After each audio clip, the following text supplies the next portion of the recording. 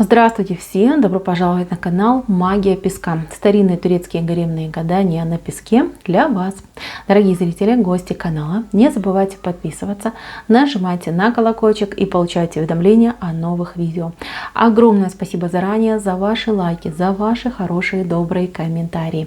Земной поклон всем тем, кто делает донаты и помогает моему каналу. Прошу высшие силы за вас каждый день, чтобы вам послали в 1000, в миллион раз больше, чем вы посылаете мне. Тема сегодняшней отсыпочки звучит так. Боится ли он вас потерять? И чего он на самом деле больше всего боится? Если тема вам интересна, пожалуйста, присоединяйтесь к моему гаданию. Посмотрите на песочек, подумайте о своем любимом человеке, либо о том, кто вам интересен. Мысленно, либо вслух задайте такой вопрос. Боится ли меня потерять? Назовите его по имени. И чего он боится на самом деле? И чего он боится больше всего? Надеюсь, вы настроились. Я убираю Назар. Прошу высшие силы дать мне возможность ответить на все ваши вопросы и послать для вас только самую важную, самую нужную и самую полезную информацию. Да, будем смотреть на вашего любимого человека. Так, нужны ли вы ему? Боится ли он вас потерять? Ну, конечно же, да. Смотрите, здесь в голове вышло сердце. Вот оно. Сердце, два человека. Вы знаете, он даже не то, чтобы боится вас потерять. Он больше, наверное, боится холода с вашей стороны. Вот он боится быть непризнанным, непонятым, отвергнутым. Вот это для него страшнее всего. Потерять вас, это не значит, что вы там разойдетесь, разведетесь и пойдете по разным сторонам. Нет, для него потерять вас, это потерять ваше доверие, вашу веру в него, ваше общение, ваши какие-то добрые, хорошие там посылы в его сторону. Вот этого он боится потерять. Вы знаете, он очень щепетилен в отношении вас. Этот мужчина, он может хитрить. Он может немножечко лукавить, он может ходить какими-то окольными путями, за что вы его недолюбливаете, да, вот что-то бесит вас, вот как он может там уходить от ответа, как он может, вот есть такое слово, да, морозиться, понятие, да, вот вроде нормальный человек, да, но он в какой-то момент валенком там прикинулся, типа, а я ничего не понимаю. Вас это очень бесит, я вижу, вам очень это не нравится, а у него это, ну, такой способ защиты, да, что типа и я не я, и шапка не моя. Этот человек, ему лучше отмолчаться, ему лучше отсидеться, где-то попрятаться, может быть, даже пустое обещание дать. Вот ему это легче и проще, чем увидеть ваш суровый взгляд, чем выслушать от вас какие-то там нотации, да, либо расстроить вас. Ему очень нравится, когда вы расстраиваетесь, когда вы не в духе. Если честно, он вас побаивается, потому что я вижу перед собой девушку, ну смотрите, боевую, которая может в случае чего дубиной по голове очень хорошо дать, да, либо по попе может дать. И он это прекрасно вас видит. Может быть, даже он, ну, был свидетелем, когда вы с кем-то выясняли отношения, либо вы, ну, я не знаю, кого в сторону какого-то человека негативили, либо вы чего-то добивались в жизни, да. Он видел, какая вы мощная и как вы можете постоять за себя и за то, что вам дорого. И он этого боится. Вот, может быть, это очень большой мужчина, там крупный, мускулистый, может быть, возраст у него, да, старше, чем вы. Но он вас побаивается. И ему проще вот быть хитрой лисичкой, да, вот, которая там хвостиком махнула, да, и куда-нибудь там оп, и улизнула, чем с вами сталкиваться лицом к лицу. Он знает, что он против вас, ну не пойдет, понимаете, не пойдет, страшно. Да. Очень он боится вас потерять, обидеть, неправильно вас, там, чтобы вы его неправильно, вернее, поняли. И очень много каких-то казусных ситуаций в ваших отношениях происходит именно по этой причине, потому что мужчина лукавит. Лукавство его, оно такое, знаете, хитренькое, да, чтобы типа ни вашим, ни нашим, чтобы никто не пострадал, и все отделались легкой кровью. Здесь, конечно же, нужно с этим человеком разговаривать. И я бы советовала вам, конечно, может быть, семейную какую-то терапию, да, там, семейный психотерапевт. Здесь нужно вот проговаривать источник, да, почему он именно таким образом себя ведет. Я не вижу, что он какой-то там хитрый преступник, коварный тип, там, не знаю, там лицедей какой-то. Нет, я этого не вижу за ним. Но я вижу много страхов, комплексов и сомнений относительно того, что вот он ну, действительно может ударить грязь лицом, что он не может сразу принимать решения, что ему нужно долго думать над какими-то вещами. Да? Немножечко тугодум мужчина идет. Он пытается всеми средствами этого не показывать. И знаете, возможно, были даже ситуации, когда вы что-то у него просили, либо о чем-то вы там говорили, договаривались, он говорил, угу, махал головой, а потом, ну типа, я забыл, да, не делал и ссылался, что забыл, был занят, там не время, то есть какие-то находил отмазки. И это все потому, что он думал. Вот ему нужно реально очень много времени, чтобы вот подумать, продумать все, просчитать, и только тогда он принимает решение. У некоторых может отыграться, что у человека как-то вот информация, да, не сразу доходит, да, это может быть, ну, какое-то психическое состояние, да, вот я не знаю, как это правильно, работа мозга может быть такая. Это не какая-то там инвалидность и ущербность, а именно такое состояние человека.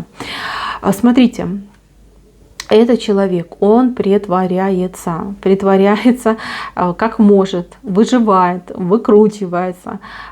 Все это потому, что страх вас потерять. Он не понимает, что вот таким поведением, наоборот, он делает вот этот момент, да, потери вас все ближе и ближе, он ближе к нему подходит.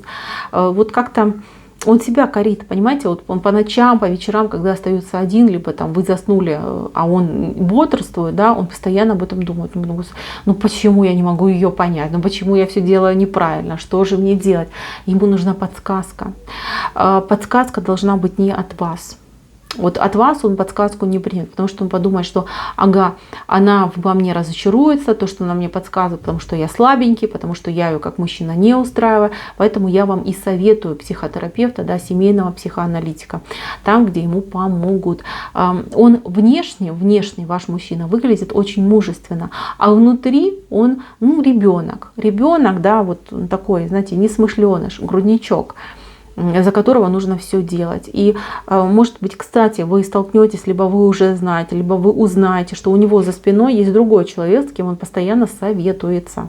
Может быть, какой-то друг, приятель, которому он рассказывает абсолютно все. И этот приятель в курсе всех ваших дел, да, начиная от того, что у вас происходит за столом, и заканчивая тем, что происходит у вас в постели. Он может знать все, потому что он с ним постоянно советуется, постоянно на связи. Может быть, мама у него такой друг-советчик, который постоянно на связи и дает ему там по любому поводу наставления, советы и рекомендации.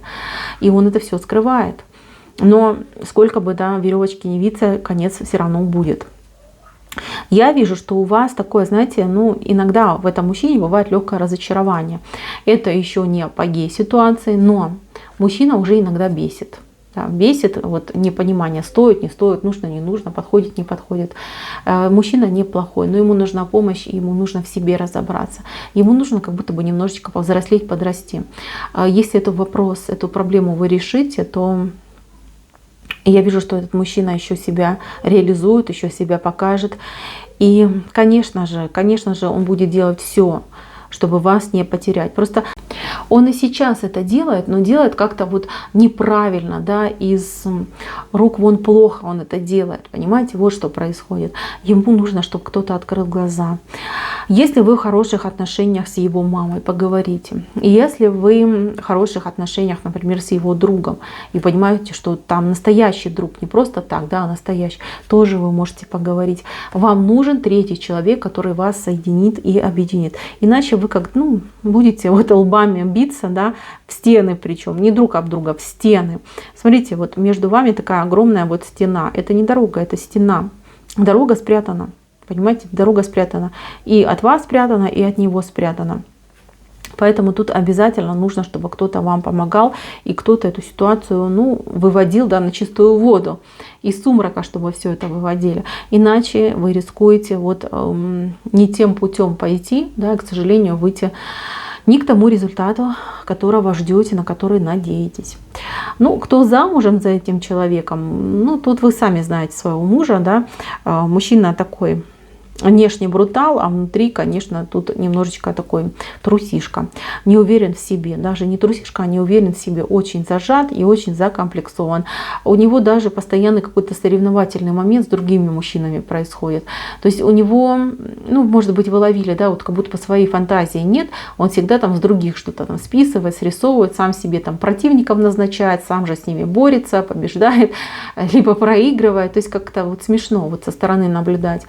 То же самое и с вами, понимаете? Он сам себе придумывает какие-то, ну, я не знаю, препятствия, какие-то себе придумывает там задачи, что-то себе там надумывает, и оно все мимо. Понимаете, мимо. Вместо того, чтобы прийти с вами нормально поговорить, нормально сосуществовать, этот человек, вот он, ну, как...